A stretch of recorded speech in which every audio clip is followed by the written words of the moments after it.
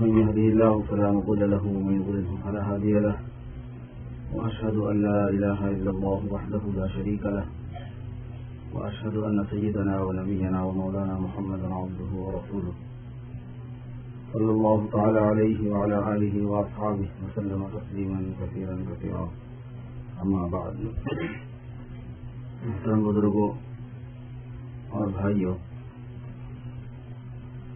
دنیا اپنی ترقیوں کے ساتھ اور وسعتوں کے ساتھ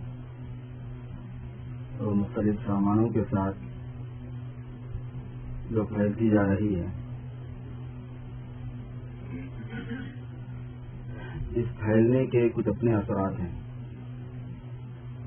اور یہ اللہ تبارک و تعالیٰ کے ایک نظام کے تحت ہے۔ اللہ تبارک و تعالیٰ کا جو نظام تکوینی ہوتا ہے، انسانوں کے اختیار سے باہر جو چیز وجود میں آ رہی ہوتی ہے، اس کے اپنے راز ہوتے ہیں، اس میں بڑی بڑی مصلحتیں ہوتی ہیں۔ اللہ نے اپنی حکمت بالغہ سے جناب رسول اللہ صلی اللہ علیہ وسلم کو تمام خزانوں کی چابیاں مرحمت فرما دی۔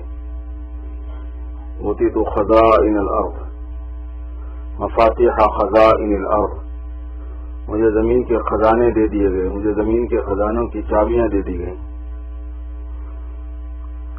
غزوہ بدر کے موقع، جنگ احد کے موقع پر، غزوہ خندق کے موقع پر حضور اکرم صلی اللہ علیہ وسلم نے جب ایک پتھر پر کدال ماری، جو پتھر حضرت سلمان فارسی اور دیگر حضرات سے نہیں ٹوٹ رہی تھی، تو اس کے پھٹنے پر، اس پتھر کے ٹوٹنے پر چنگاریاں نکلی۔ ان چنگاریوں میں حضور پاک صلی اللہ علیہ وسلم نے ملک شام کے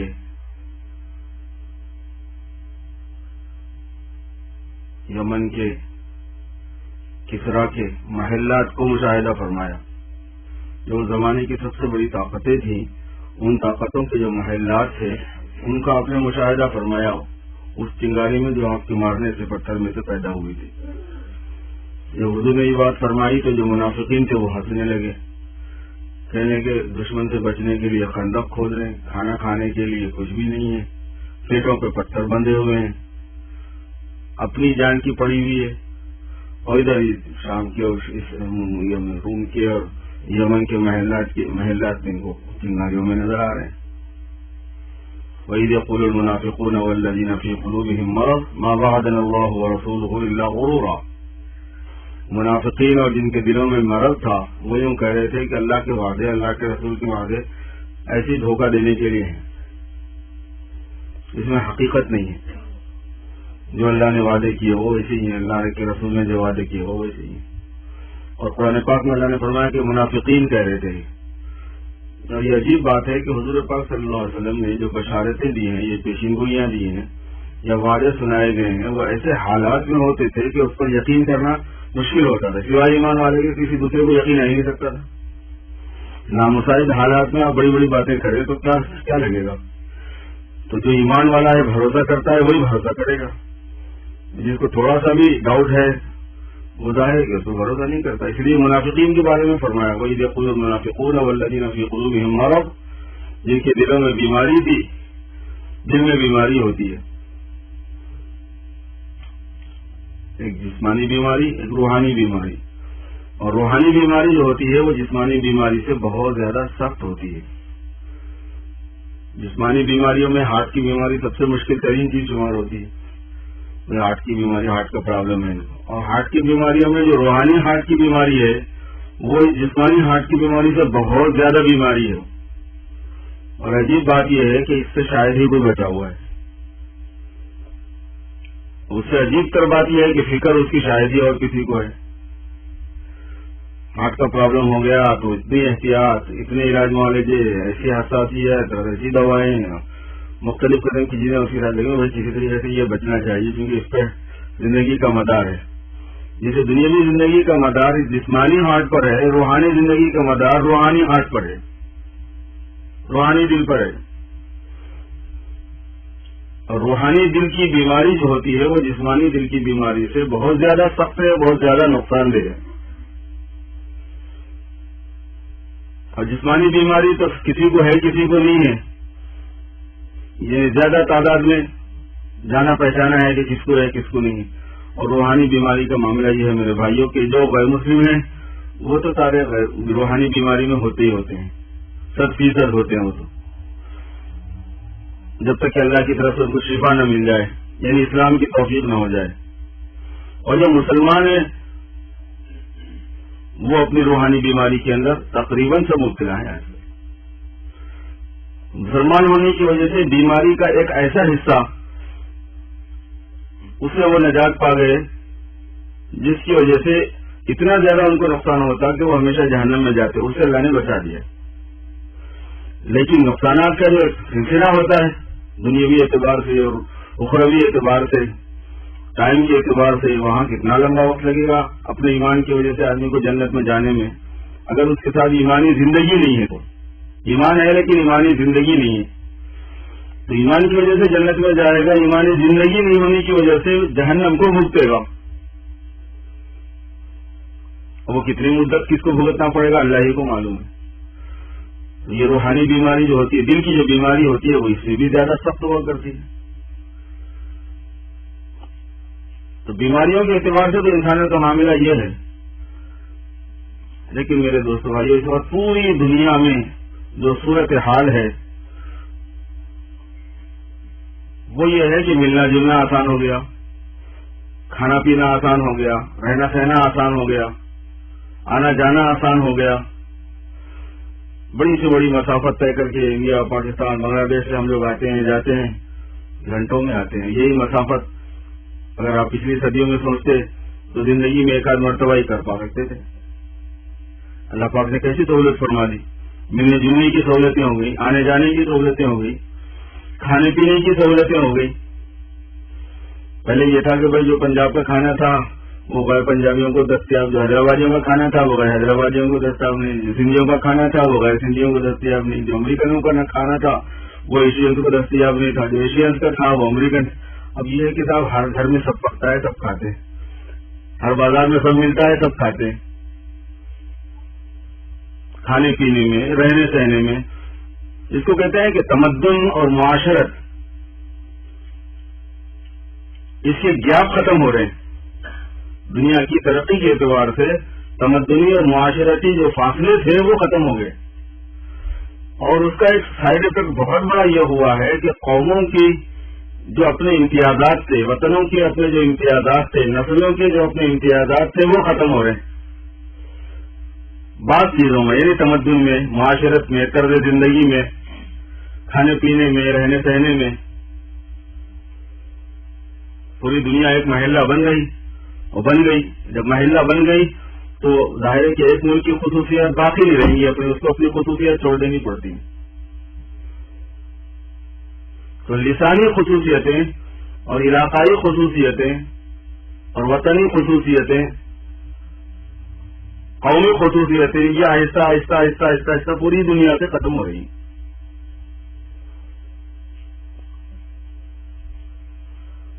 اور حضور پاک صلی اللہ علیہ وسلم نے جب مذہب اسلام کی بنیاد ڈالی اور آپ نے لوگوں کو اللہ کی طرف بلایا تو جو بنیادی کام آپ نے کیے وہ یہ کیے تھے، لسانی بنیادوں کو ختم کرو، عصبیت قومیہ کو ختم کرو، وطنی بنیادوں کو ختم کرو۔ امت مسلمہ جو ہے، امت محمدیہ، حضور صلی اللہ علیہ وسلم کی جو امت ہے وہ امت کسی نسل سے، کسی علاقے سے، کسی وطن سے، کسی زبان سے، کسی رنگ سے تعلق نہیں رکھتی۔ یہ سب ختم ہونے کے بعد امت بنی۔ تو یہ جو پوری دنیا میں تمدنی اور معاشرتی آپ کو فاصلہ ختم ہوتا ہوا نظر آ رہا ہے، یہ دراصل سرکار دو عالم صلی اللہ علیہ وسلم کے جو مفاتیح الخزائن دیے جانے کی بشارت ہے اس کے اثرات ہیں۔ ایک چیز جب عام ہوتی ہے، کامن ہوتی ہے، تو پھر دوسرے لوگ اس کو ایکسپٹ کرنا شروع کر دیتے ہیں، اڈاپٹ کرنا شروع کر دیتے ہیں۔ پوری دنیا میں جہاں شعوری طور پر اور کہیں غیر شعوری طور پر اسلام نے اپنے اثرات پہنچائے ہیں اور اسلام کا فیض چل رہا ہے، لوگ لے رہے ہیں اس چیز کو۔ تو یہ جو اصول مساوات کا حصہ ہے نا، یہ اسلام کا دیا ہوا ہے اصل میں، برابری کا۔ وہی کالے بھی وہی کھا سکتے ہیں، گورے بھی وہی کھا سکتے ہیں۔ ایشین بھی وہی کھا سکتے ہیں، مغربی بھی وہی کھا سکتے ہیں، وہ بھی ایسے ہی رہ سکتے ہیں، وہ بھی ایسے رہ سکتے ہیں، وہ بھی ایسے پھر سکتے ہیں، وہ بھی ایسے پھر سکتے ہیں، ان کو بھی حق ہے، ان کو بھی حق ہے۔ یہ جو چیز تھی اسلام کی دی ہوئی ہے، اور جب یہ چیز جب اسلام کی دی ہوئی انسانوں کے اندر آ رہی ہے، شعوری غیر شعوری طور پر لوگ بڑا درد اس کو قبول کر رہے ہیں، تو پھر جو روحانیت ہے، جو مذہب ہے، اس کے اندر بھی یکسانیت آئے گی۔ جب تمدن کے اصول اور معاشرت لے لیے گئے، معاشرت کے اصول لے لیے گئے اسلام کے، تو پھر یہ خواہش سب کو ہوگی، یہ جذبہ سب میں آئے گا کہ بھائی جب ظاہری اعتبار سے سب ایک انداز ایک اسٹائل میں رہتے ہیں، تو پھر روحانی اعتبار سے یہ بھی ایک اسٹائل میں رہنا چاہیے۔ اور یہ احساسات جب جاگنا شروع ہوتے ہیں، جب جیسا کہ شروع ہو گئے، ہر چیز کو ٹائم لگتا ہے، ہر چیز پر وقت گزرتا ہے، ہر چیز کی عمر ہوتی ہے۔ اصل میں چھوٹا ادارہ بنائیں، اس کی عمر ہوگی، گھر میں آپ کو چھوٹا بچہ ہو جائے گا، اس کی عمر ہوگی بڑا ہونے کے لیے، آپ پودا لگائیں، اس کی عمر ہوگی، اس کو وقت پورا ہونے کے لیے، مکمل ہونے کے لیے۔ ایسے قوموں کے اندر انقلاب، قوموں میں تبدیلیاں، یہ بھی عمر چاہتی، ٹائم چاہتی۔ اس ٹائم کے درمیان میں جو پروسیسنگ ٹائم ہے، اس میں ظاہر ہے کہ مجاہدے بھی ہیں، قربانیاں بھی ہیں، انفرادی طور پر پریشانیاں بھی ہیں، پرابلمز بھی ہیں، یہ سب آتے رہتے ہیں۔ یہ انڈیویجول ہوتا ہے معاملہ زیادہ تر، اور اجتماعی اثر بھی جو ہوتا ہے وہ بھی محدود پیمانے پر ہوتا ہے، ٹائم تو لگتا ہے، لیکن لازماً وہ رخ اسی طرف ہوتا ہے، چیز کا سفر اسی طرف ہوتا ہے۔ اس سفر کا ایک حصہ میرے دوستوں مذہبی یکسانیت بھی ہے، خلاصہ یہ ہے۔ اور جب زندگی کا سفر انسانوں کی ایک طرف چل رہا ہے، تو ہر آدمی کو اس سفر میں اپنا کیا کردار ادا کرنا چاہیے وہ دیکھنے کی چیز ہوتی ہے، ادھر توجہ دلانا مقصود ہے۔ ایک وقت آئے گا کہ سارے دینوں کے اندر اسلام ہی واحد دین ہوگا جو سب پہ غالب ہو جائے گا، کیونکہ جب غور کیا جائے گا مذاہب میں تو یہ دیکھا جائے گا کہ جیسے اصول مساوات ہیں، ایسے زندگی کے جو دوسرے اصول ہیں وہ بھی ایسے جامع معنی ہونے چاہیے کہ پوری انسانیت کے لیے مفید ہو، سب کا اس میں مزہ ہو، سب کا اس میں فائدہ ہو۔ تو مالیاتی جو اصول آئیں گے، عباداتی جو اصول آئیں گے، یہ سارے اصولوں میں آپ دیکھیں گے کہ اسلام کو لوگ بالکل کھرا پائیں گے۔ اسلام وہ واحد کھرا مذہب ہوگا کہ جو سارے اصولوں میں اصول مساوات کی طرح ہوگا، بالکل تو بھئی یہ بالکل کھرا ہے۔ اس لیے میرے دوستوں، جیسے دنیا میں حالات اس وقت پریشانی کے ہیں، اور جیسے دنیا میں حالات اس وقت مسلمانوں کے لیے الجھاؤ کے ہیں، فکر مندی کے ہیں، ایسے ہی ہوپ فل بھی ہیں، بہت امید کے بھی ہیں۔ اور مسلمانوں کے مسائل کا حل جو ہے نا وہ اسلام ہے، ان کے سیاسی مسائل کا حل بھی اسلام ہے، ان کے ملکوں کے مسائل کا حل بھی اسلام ہے کہ آپ مسلمانوں میں اسلام لاتے جاؤ، فرد میں اسلام لاؤ، آپ اسلام اپنے راستے خود نکالے گا، کیونکہ اسلام میں یہ خصوصیت ہے کہ وہ اٹھا جائے گا۔ افراد پر جو کرنے کا کام ہے نا وہ اسلام کی محنت ہے، کیونکہ اسلام کو پھیلنا ہے، اسلام کو غالب ہونا ہے۔ اہل اسلام اسلام کو قبول کر لیں گے تو اسلام غالب ہوگا، تو اہل اسلام کا بھی غلبہ ہوگا۔ اسلام امن دے دے گا تو اہل اسلام کو بھی امن ہو جائے گا، اسلام عزت دے دے گا تو اہل اسلام کو بھی عزت مل جائے گی۔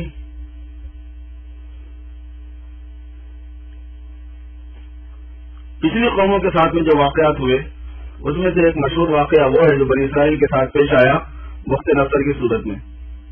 بنی اسرائیل صاحب کتاب تھے، اللہ نے ان کو کتاب دی تھی، اولو العزم پیغمبر کے امتی تھے، پیغمبر اولو العزم، کتاب جامع و معنی بڑی، فی تفصیل کل شیء کہا گیا، ہر چیز کی تفصیل اس میں موجود تھی، لیکن انہوں نے اس پر عمل نہیں کیا، اسے کچھ ڈال دیا، غفلت برتی، عیاشی میں پڑ گئے۔ تو اللہ تعالیٰ نے بادشاہوں میں سے ایک مشہور بادشاہ بخت نصر جو ہے اس کو مسلط فرما دیا، اس نے ہزاروں لاکھوں کا سر اڑا دیا اور لاکھوں بنی اسرائیل کو قیدی بنا لیا، ہزاروں کی تعداد میں نہیں، لاکھوں کی تعداد میں۔ جن قیدیوں کو اس نے پکڑا تھا، جن بنی اسرائیل کو قید کیا تھا، اس میں حضرت دانیال بھی تھے۔ حضرت دانیال ایک پیغمبر گزرے ہیں، ان کو بھی جیل میں ڈال دیا، لیکن ظاہر ہے کہ نبی کی اپنی اپنی زندگی ہوتی ہے، تو وہ جو جیل خانے میں ان کی زندگی تھی اخلاقی اور مروت والی اور خدمت والی اور عبادت والی اور زہد والی اور تقوی پرہیزگاری والی، سارے لوگ ان کے عقیدت مند ہو گئے، وہاں پہ سب متاثر ہو گئے ان سے. لیکن بہرحال بادشاہ کا حکم تھا، جیل میں تھے تو جیل میں اپنا وقت گزار رہے تھے. وہ بادشاہ نے خواب دیکھا، اس نے اپنے کاہنوں کو، نجومیوں کو، جن لوگوں پر اعتماد اس زمانے میں وہ لوگ کرتے تھے، ان کو بلایا اور کہنے لگا کہ میں نے خواب دیکھا ہے، اس کی تعبیر پوچھنا ہے. تو اس کے دربار کے کاہنوں نے کہا کہ خواب کیا دیکھا؟ کہنے لگے وہ مجھے یاد نہیں، خواب جو میں نے دیکھا ہے اس کی تعبیر چاہیے، خواب مجھے یاد نہیں. انہوں نے کہا کہ آپ خواب نہیں بتائیں گے تو ہم تعبیر کہاں سے دیں گے؟ تو کہنے لگے پھر تم کس مرض کی دوا ہوگا، تمہیں خواب میرا نہیں پہچانا. تو جیسے تعبیر تمہیں نکالنی ہے تو خواب بھی مجھے تمہیں نہیں نکالنی. اب وہ سارے پریشان، اس کو غصہ آ گیا بادشاہ. اس نے کہا 3 دن کی مہلت ہے، اگر 3 دن میں تم نے میرا خواب اور اس کی تعبیر دونوں نہیں بتائی تو سب کی گردن مار دوں گا. چل تماشا ہو گیا، چرچا ہو گیا ملک میں، جیل میں بھی بات پہنچ گئی، بات حضرت دانیال تک بھی پہنچی. حضرت دانیال نے جیلر سے کہہ رہا ہے کہ تم بادشاہ سے جا کے بولو میں واحد وہ شخص ہوں جو تیرا خواب بھی بتا دوں گا اور اس کی تعبیر بھی بتا دوں گا. وہ اس نے پہلے تو معذرت کی کہ کہیں حضرت میں بھی نہ پڑ جاؤں آپ کی وجہ سے، آپ شاید جیل سے نکلنے کے لیے ایسی حرکت کرنے کے لیے کہ تم بے فکر ہو تو اپنا کام کر. اس نے جا کے بات بتا دی. بادشاہ نے طلب کر لیا کہ بھائی ٹھیک ہے، مجھے تو اصل مقصود چاہیے کہ مجھے خواب بھی بتانا میرا جو میں نے دیکھا، جو مجھے یاد نہیں رہا، اور اس کی تعبیر بھی بتانا. دانیال پہنچ گئے.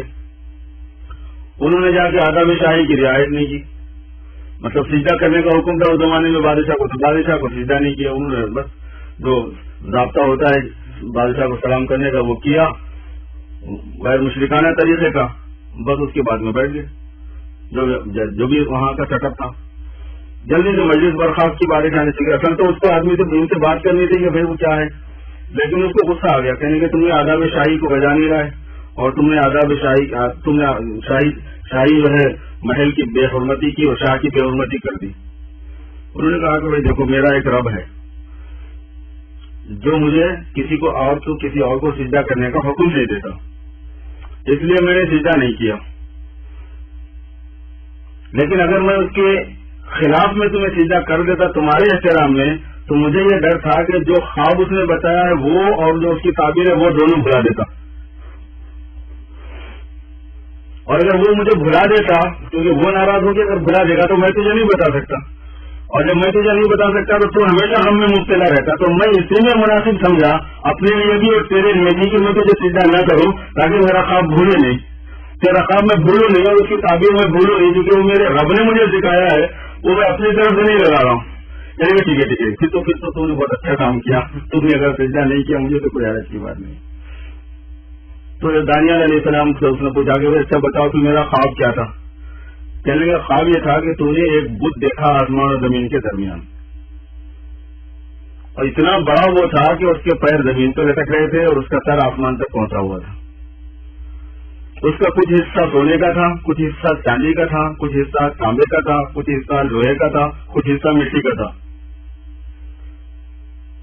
اچانک بیچ میں اوپر سے ایک پتھر آیا اور بت کے سر پہ پڑا اور وہ پاش پاش ہو گیا، اور اتنا پاش پاش ہو گیا کہ وہ بالکل سرما بن گیا، مٹی بن گیا، غبار بن گیا کہ اگر تیز ہوا بھی چلے تو وہ اڑ جائے. تو نے یہ خواب دیکھا نا؟ کہنے گے ہاں میں نے یہی خواب دیکھا تھا. کہنے گے اچھا یہ بتاؤ کہ اس کی تعبیر کیا ہے؟ پھر کہنے گے اس کی تعبیر یہ ہے کہ تو نے جو بت دیکھا ہے وہ دنیا کی قومیں ہیں اور قوموں کے اپنے فرق ہیں. کسی قوم میں کچھ خصوصیات ہیں، کسی قوم میں کچھ خصوصیات ہیں.